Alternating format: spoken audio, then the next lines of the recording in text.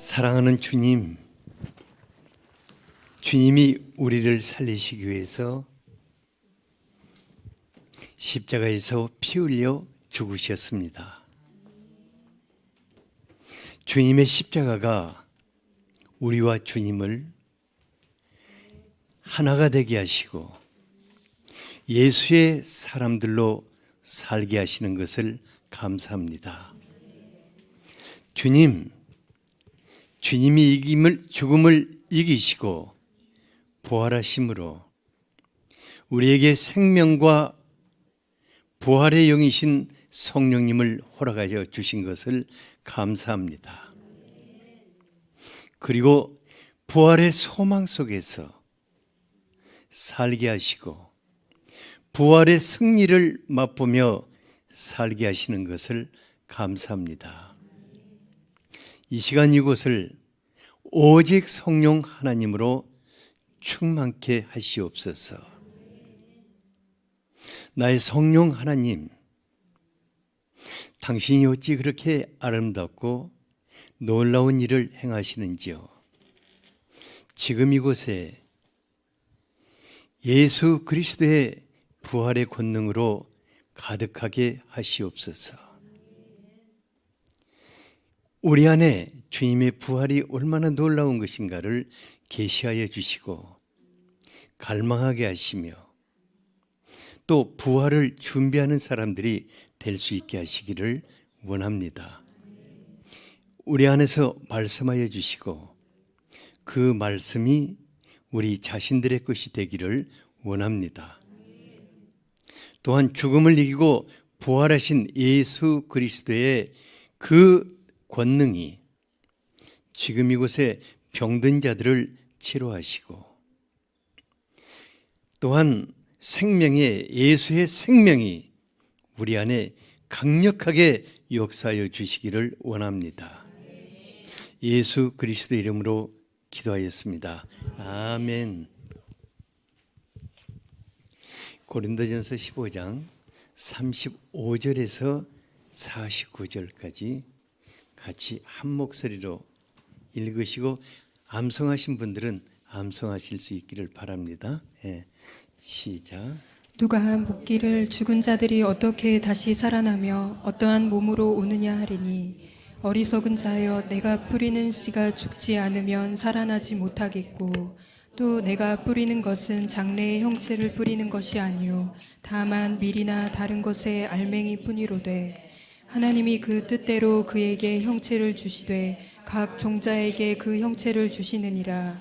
육체는 다 같은 육체가 아니니 하나는 사람의 육체요 하나는 짐승의 육체요 하나는 새의 육체요 하나는 물고기의 육체라. 하늘에 속한 형체도 있고 땅에 속한 형체도 있으나 하늘에 속한 것의 영광이 따로 있고 땅에 속한 것의 영광이 따로 있으니 해의 영광이 다르고 달의 영광이 다르며 별의 영광도 다른데 별과 별의 영광이 다르도다. 죽은 자의 부활도 그와 같으니 썩을 것으로 심고 썩지 아니할 것으로 다시 살아나며 욕된 것으로 심고 영광스러운 것으로 다시 살아나며 약한 것으로 심고 강한 것으로 다시 살아나며 육의 몸으로 심고 신령한 몸으로 다시 살아나나니 육의 몸이 있은즉 또 영의 몸도 있느니라. 기록된 바 첫사람 아담은 생령이 되었다 함과 같이 마지막 아담은 살려주는 영이 되었나니 그러나 먼저는 신령한 사람이 아니요 육의 사람이요 그 다음에 신령한 사람이니라. 첫사람은 땅에서 났으니 흙에 속한 자이거니와 둘째 사람은 하늘에서 나셨느니라. 무릇 흙에 속한 자들은 저 흙에 속한 자와 같고 무릇 하늘에 속한 자들은 저 하늘에 속한 이와 같으니 우리가 흙에 속한 자의 형상을 입은 것 같이 또한 하늘에 속한 이의 형상을 입으리라. 아멘.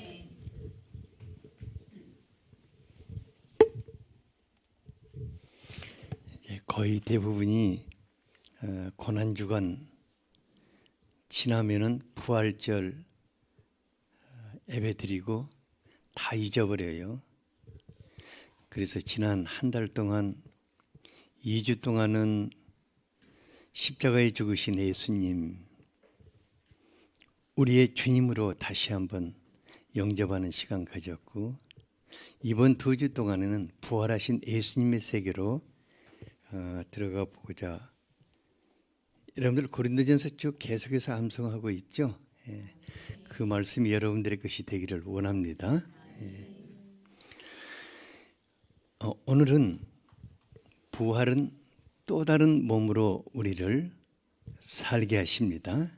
예, 그러니까 늘 건강 타령하고 나이 타령하고 거울 쳐다보면서 한숨 짓고 이런 모든 분들 오늘 말씀 깊이 영접할 수 있기를 바랍니다. 사람들이 일평생 쉽게 지치고 무너지고 병들고 아픈 몸 이끌고 사느라 정말 고생들이 많아요. 그러니까 뭐 먹을 것 있고 몸만 건강하면은 좀 살만한데 나이가 들수록 아프지 않는 것이 없고 몸이 또 순번을 정해서 돌아가면서 아파요. 그러니까 뭐 100세 시대 하는데 전혀 반갑지를 이렇게 어떻게 100세까지 사냐? 이처럼 병들고 고통하다가 죽음으로 끝난다면은 우리 인생이 참으로 허망하죠. 그래서 로마서 8장 21절에서 23절 같이 한번 읽어볼까요? 예, 사람만 그러는 게 아니에요. 거기 보면은 모든 피조물들이 함께 고통하고 있다고 하였습니다. 시작. 로마서 8장 21절에서 23절. 예, 시작.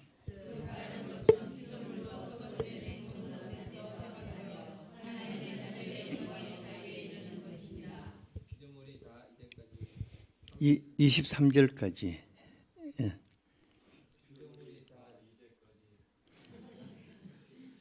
시작.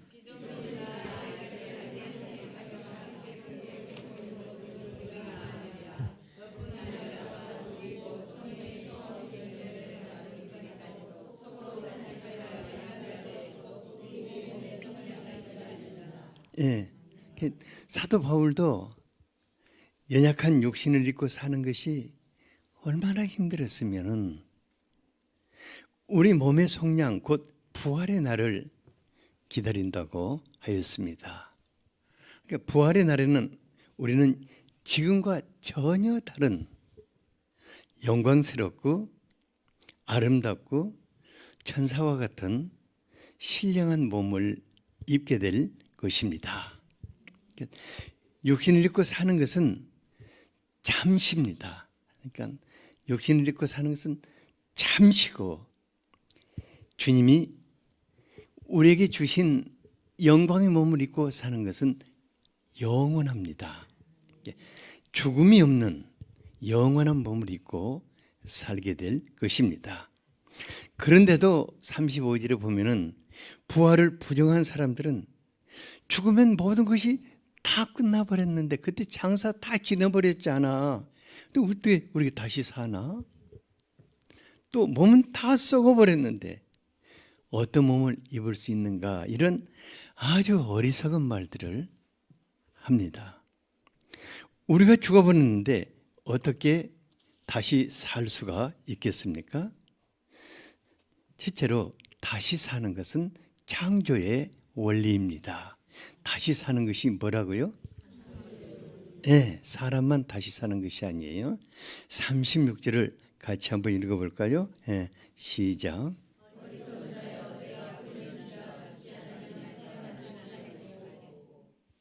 네, 대부분의 이게 식물 보면은 이게 씨를 이렇게 확대시켜 놓으면은 씨를 이게 씨라고 하면 이게 씨가 대단히 큰 씨죠. 씨 속에 뭐가 있어요? 예, 배 생명의 핵이 있고 이게 이제 배 젖이 감싸고 있고 그 꺼죽에 껍데기가 이렇게 있죠. 근데 참 재밌는 거 보면은 이렇게 뭐 벼라든가 모든 식물이 가느다란 떡잎이 나올 때 그걸 한번 쫙 한번 뽑아 보세요. 뽑아보면은 밑에가 뭐가 달려 있어요? 씨 껍데기만 달려 있고, 그러니까 알은 다 죽어버려 없어져 버린 거예요. 그래 껍데기만 달려 있고 거기서 새로운 생명이 탄생하는 것을 보게 됩니다. 그러니까 이와 같이 씨가 죽어 과일나무도 되고 갖가지 곡식도 되고 채소도 되고 뭐 채소 과일 뭐 참외나 뭐 수박이나 뭐 오이나 이런 모든 것들이 이렇게 되어서 식탁에 기쁨을 주죠. 근데 만일 씨가 죽지 않는다면은 다시 살아날 수 있습니까? 다시 살아날 수 없습니다. 이집트 그 피라미드 속에서 곡물 밥그릇에 담겨진 여러 가지 곡물 씨앗들을 발견되었는데 수천 년이 지났는데 마른 알갱이 그대로 있었어요. 근데 밭에 이 뿌리는 것은 뭐 다른 나무나 벼나 채소나 그 큰 것을 뿌리는 것이 아니거든요. 아주 작고 볼품없는 아주 조그만한 알갱이 씨앗을 보면요 또 얼마나 뭐 비슷비슷해요. 사과나무를 전혀 한 번도 보지 못하는 사람이 사과 그 속에 들어있는 씨를 보면서 그 황금 열매 가득 열려있는 사과나무 상상이나 할 수 있겠어요? 전혀 상상할 수 없을 것입니다. 제가 과일을 참 좋아하는데 만일 과일이 없다면 제가 인생의 행복이 많이 없어져 버릴 것 같아요. 과일이 식탁이 아주 기쁨이 되는데, 근데 과일 먹다 보면 그 종류별로 씨앗이 막 비슷비슷해요. 그 뭐 귤이나 오렌지 그 종류들 씨앗이 막 비슷비슷하고, 뭐 참외나 멜론 종류 씨앗도 뭐 비슷비슷하고, 포도도 종류는 많지만 뭐 씨앗은 비슷비슷하고, 그런데 그 열매가 맺혀 있는 풍성한 농장을 보면은 어찌 그렇게 아름다운지 모르겠어요. 며칠 전에 이제 화원에 들려가지고 몇 가지 꽃을 사가지고 왔는데 꽃 종류가 참 많고 아름답더라고요. 나 화원에서 살면 좋겠다는 생각이 들어요. 근데 또 나무 종류는 얼마나 많습니까? 근데 이 모든 것들이 어디서 나오는 것입니까? 아주 작고 보잘것없는 그 씨에서 나오는 이것이 바로 창조의 원리인 것입니다. 식물뿐만 아니라 동물도 얼마나 다양하고 멋집니까? 39절 한번 읽어볼까요? 예, 시작.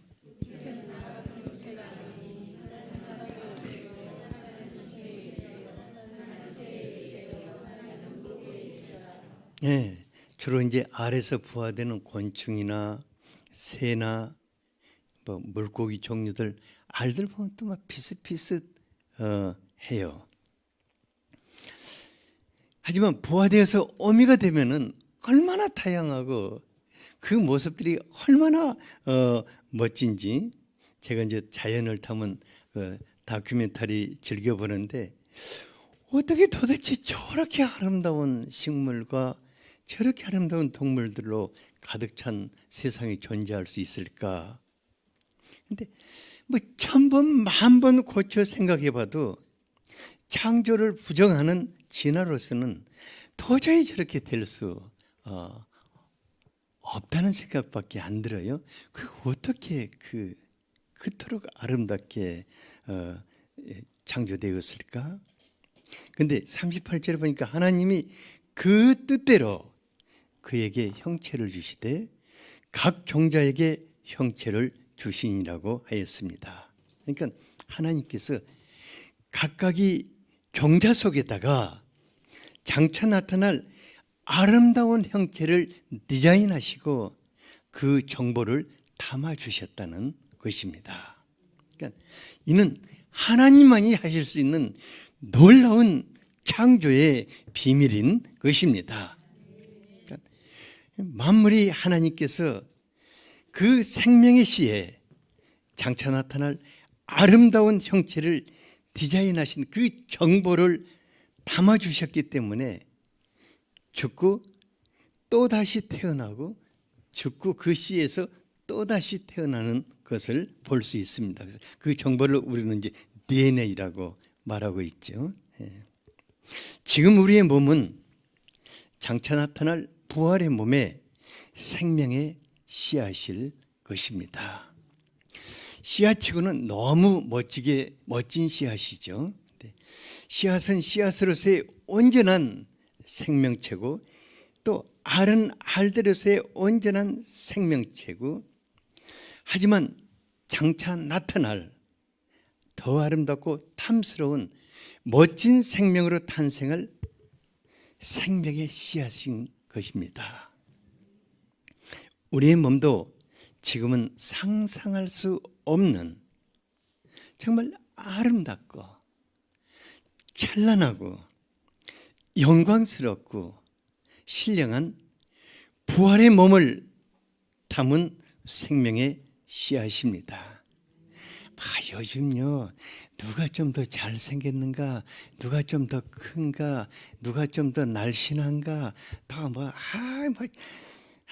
저 아줌마 왜 저렇게 뚱해 하고 이거 부활의 날에는요 진짜 무서울 거예요. 왜냐하면 각종 씨앗들이 모여가지고 서로 비교하고 서로 그런 것에 불과할 것입니다. 여러분 그렇게 믿어요? 아직은 감이 안 올 거예요. 예. 현숙 집사 아직 감도 안 오지? 부활의 날 내가 어떻게 변할 것인가? 예. 뭐가 제일 바뀌었으면 좋겠어? 지금 생각으로? 응? 아직도 잘 모르겠어? 생각을 안 해봤구나. 그러니까 만일 우리가 그 욕되고 약한 육체로 살다가 인생을 끝난다면은 얼마나 억울하겠습니까? 그잖아요. 예. 우리 이제 여기 제일 지금 젊고 아름다운 사람이 있다면 우리 장하리. 야 하리야, 그래도 너도 그렇게 살다가 죽는다면 억울하겠지. 그잖아. 저렇게 젊어도. 아마 모든 사람들이 허무주의에 사로잡혀서 내일 죽을 터이니 먹고 마시자 그렇게 살 것입니다. 하지만 우리의 육체는 다른 부활의 몸을 입기 위하여 잠시 동안에 사는 몸입니다. 그래서 우리가 그냥 몸뚱아리라고 그래요. 그냥 잠시 살다가 갈 것이니까. 그런데 어떤 분은 아무래도 그래도 못 믿겠다고 그래요. 어떻게 포유류가 다 다른 과정 다 거쳐서 완전한 몸을 입었는데 또 다른 부활이 있냐고 그래요. 그래서 사람들 창조의 비밀을 알지 못하기 때문입니다. 두 번째로 창조의 비밀의 두 번째는 하늘의 몸을 입게 된다는 것입니다. 어떤 몸을 입게 된다고요? 네, 40절을 같이 한번 읽어보겠습니다. 네, 시작.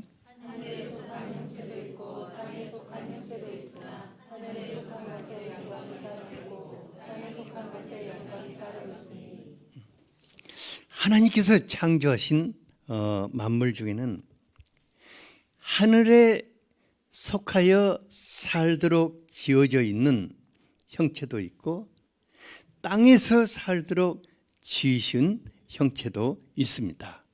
그러니까 천사들과 같이 하늘에 속한 몸이 따로 있고 사람들과 같이 땅에서 살도록 창조된 몸이 따로 있습니다.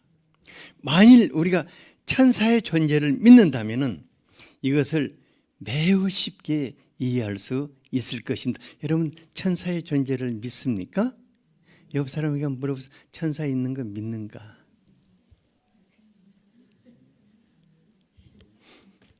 있는 것도 같고 없는 것도 같아요? 천사는 하나님이 창조하신 피조물입니다. 하지만 하늘에 속하여 살도록 지음받았고 하늘의 영광을 나타내고 있는 것입니다. 하지만 천사는 하나님의 형상대로 지음받은 사람이 할 수 있는 영광은 나타낼 수가 없습니다. 사람은 세상에서 살면서 하나님의 영광을 나타내도록 지음을 받았습니다. 하지만 육체의 삶을 마치는 날 우리는 하늘에서 살 수 있는 부활의 몸을 입게 될 것입니다.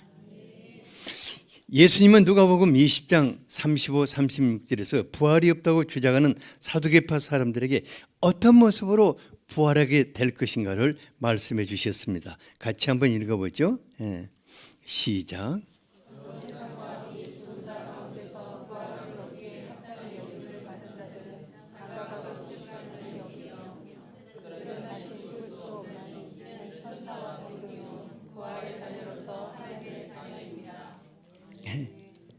다시 죽을 수도 없고 천사와 같은 그런 몸을 입게 된다고 하였습니다. 하나님은 이 땅에서 사는 날 동안 하나님의 아들, 딸들로서 살 수 있도록 하나님의 영이신 성령님을 우리에게 보내심으로 하나님의 백성들로 예비시켜 가십니다. 하지만 하나님께서 예수 그리스도를 우리에게 보내신 것은 하나님 나라에서 영원토록 함께 살기 위해서일 그것이 궁극적인 목적입니다. 그런데 하늘에서 살려면은 천사와 같이 어떤 몸을 입어야 한다고요? 하늘의 몸을 입어야 하는 것입니다. 42절에서 44절 우리가 어떤 몸을 입게 되는가 같이 한번 읽어보죠. 시작.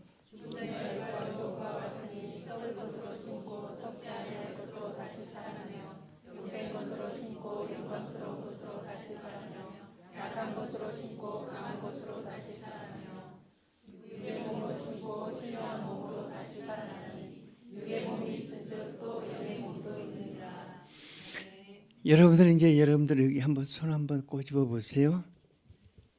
지금 입고 있는 그 몸은 죽어서 흙으로 돌아가 썩게 될 것입니다.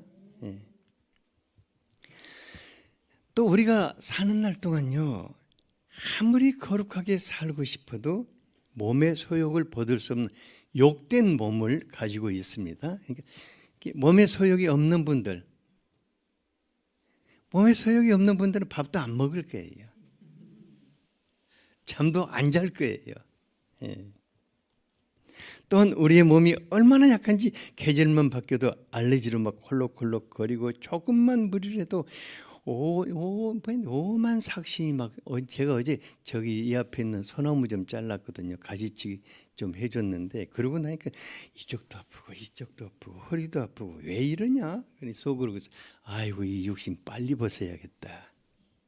그러니까 저와 같은 사람이요 주치의신 나의 주치의인 성령 하나님이 내 안에 계시지 않는다면 아마 날마다 병원 왔다 갔다 하는 것이 내 하루 가장 중요한 일과일 것 같아요. 그래서 어떨 때 보면 뭐 건강미가 넘치는 젊은이들이라든가 또 뭐 건강하게 활동하는 분들 보면 부럽기도 해요. 하지만은 그분들도 뭐 내 나이 되면 또 안 쑤시는 데 없고 안 보내지는 데 없을 거예요.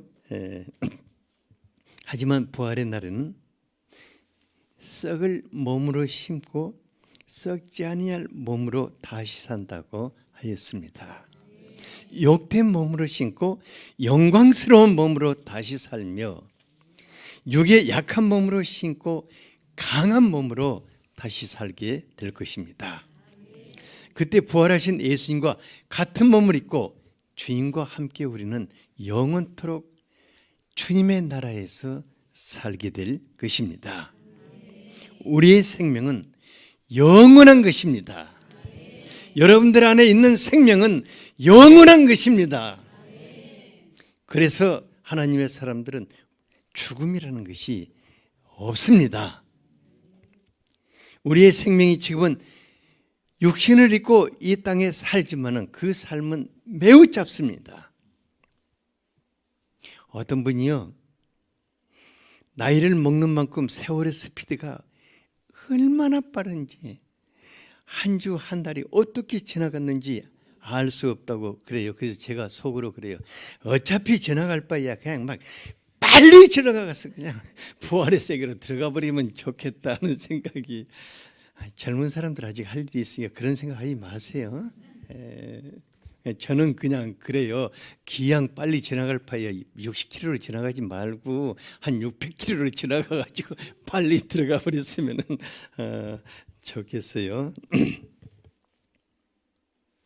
그런데 우리 몸을 입고 이 땅에 사는 날 동안 그 기간이 매우 소중한 기간입니다.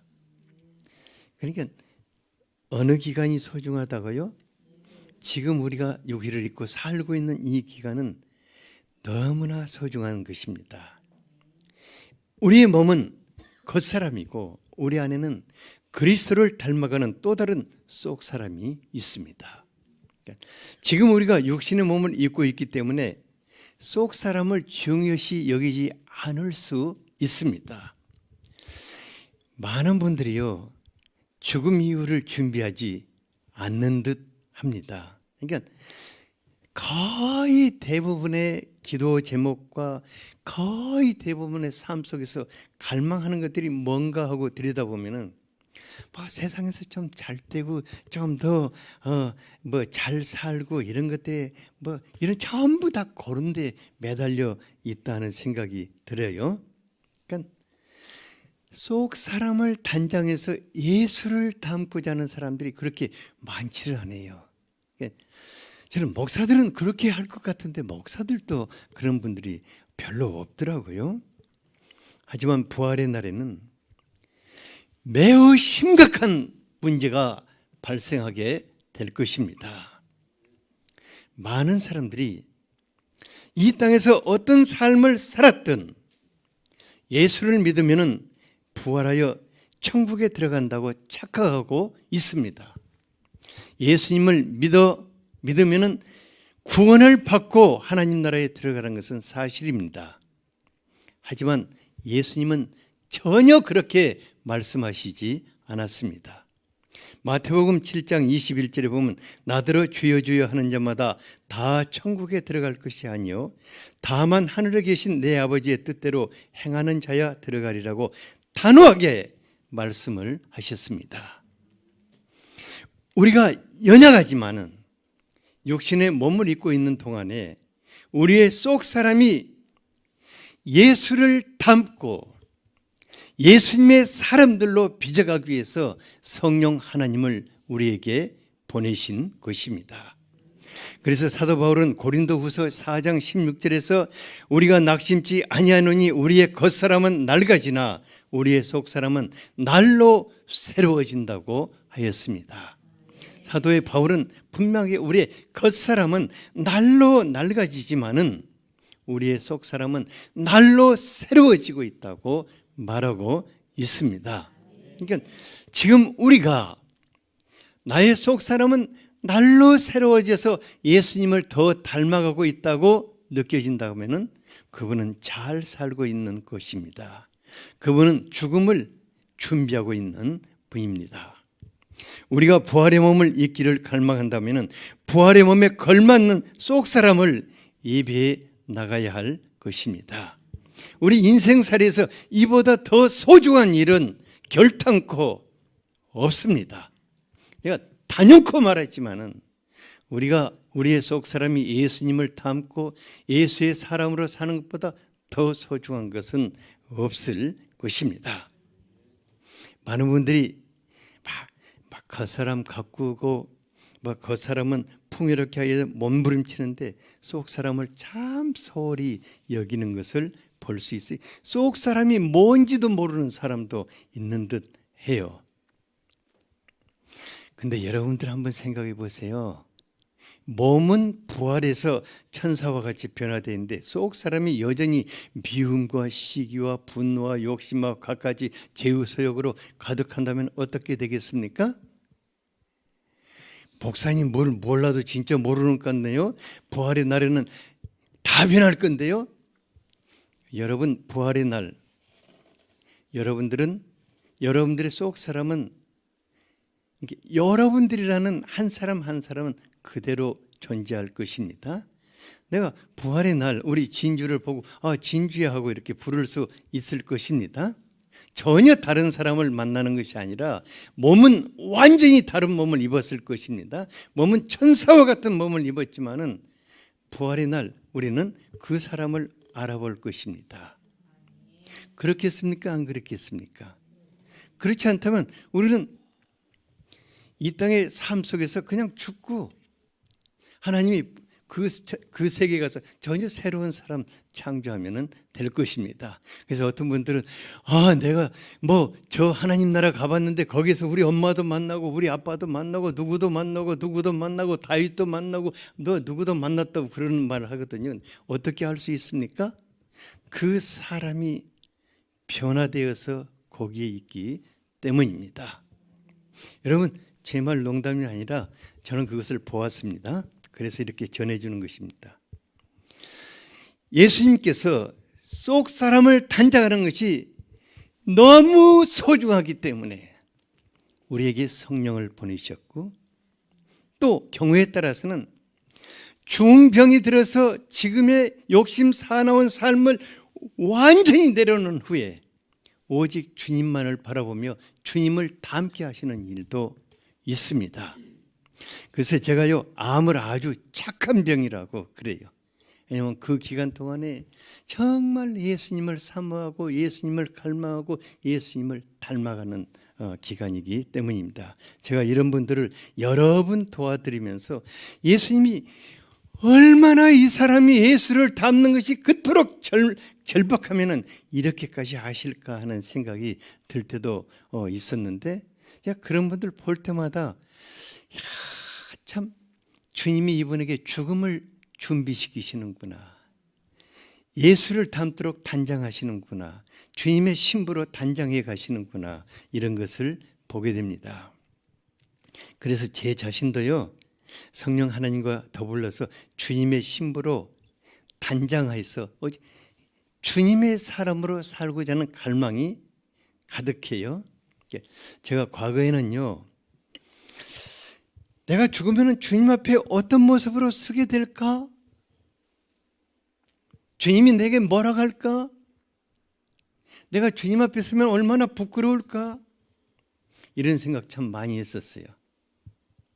그런데 그것이 별 큰 의미가 없다는 생각이 들더라고요. 그래서 성령 하나님으로 예수님을 닮고 이게 살아있을 때, 지금 살아있을 때 성령 하나님으로 예수님을 닮고 예수님과 친근하게 살다가 주님의 품으로 가는 게 가장 소중하다 생각을 합니다. 옆 사람에게 예수님을 닮는 게 중요합니다. 예수님과 더불어 살다가 주님의 품으로 가면 됩니다.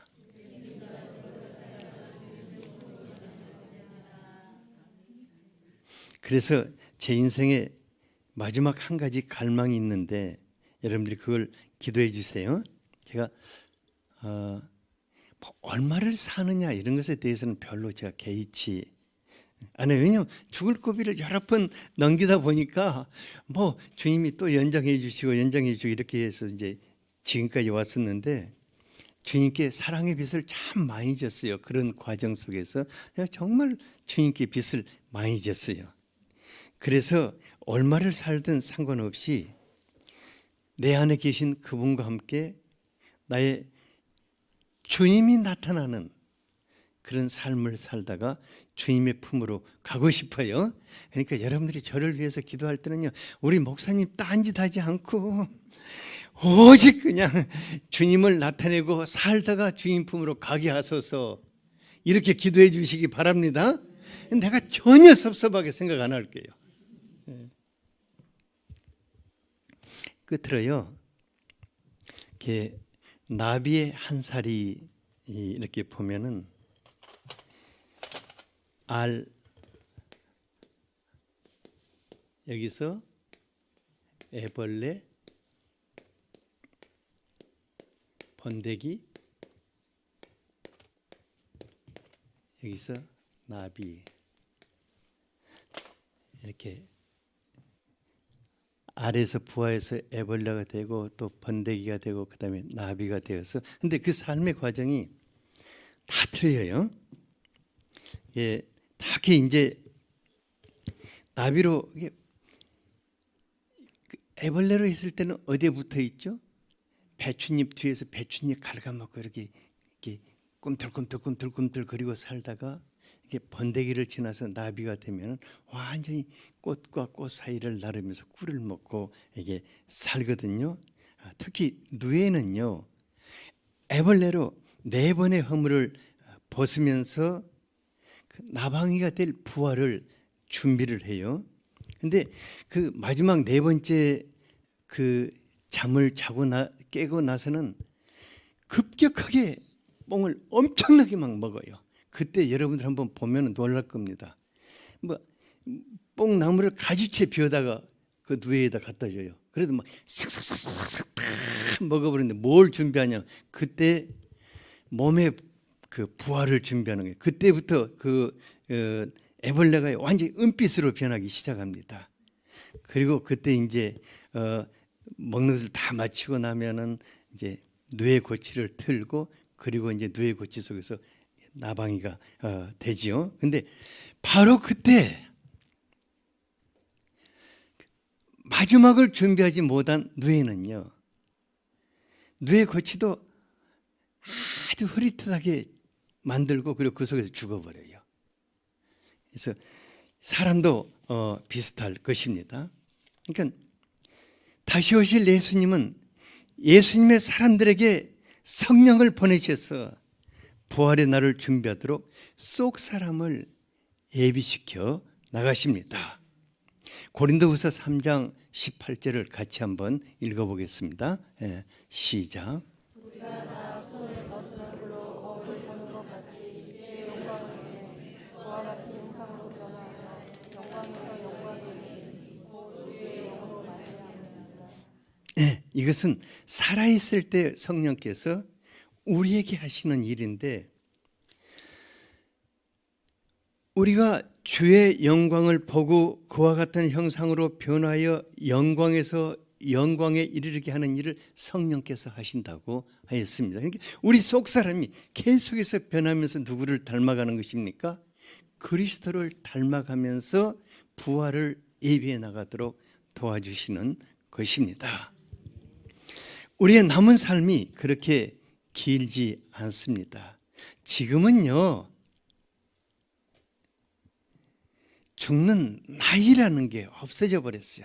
죽는 나이가 파괴돼 버린 세상에서 살고 있어요. 다 갈 수 있습니다. 옆 사람에게 미안하지만 당신도 오늘 저녁에 갈 수 있습니다. 이게 참 죽으라는 말하고 똑같은 말 같은데 근데 좀 덜 미안하도록 갈 수 있습니다. 이렇게 가정했어요. 여러분, 내가 하나 묻고 싶어요. 여러분들 오늘 저녁에 갈 수 있습니까? 없습니까? 갈 수 있어요. 저는 100번, 1000번 갈 사람이에요. 그런데 중요한 것은 우리가 육신의 장막을 벗을 때 부활의 몸을 입어야 할 것입니다. 부활의 몸을 입기 위해서 부활의 몸은 옷을 갈아입는 것과 비슷합니다. 그래서 그 몸에 합당한 사람으로 예비되어 갈 수 있기를 바랍니다. 거듭거듭 성령 충만하시기를 갈망하기 바랍니다. 성령님으로 예수의 사람으로 빚어지기를 갈망하시기를 바랍니다. 이것이 우리가 살아있을 동안 해야 할 일일 것입니다. 잠깐 기도하겠습니다. 거룩하신 주님,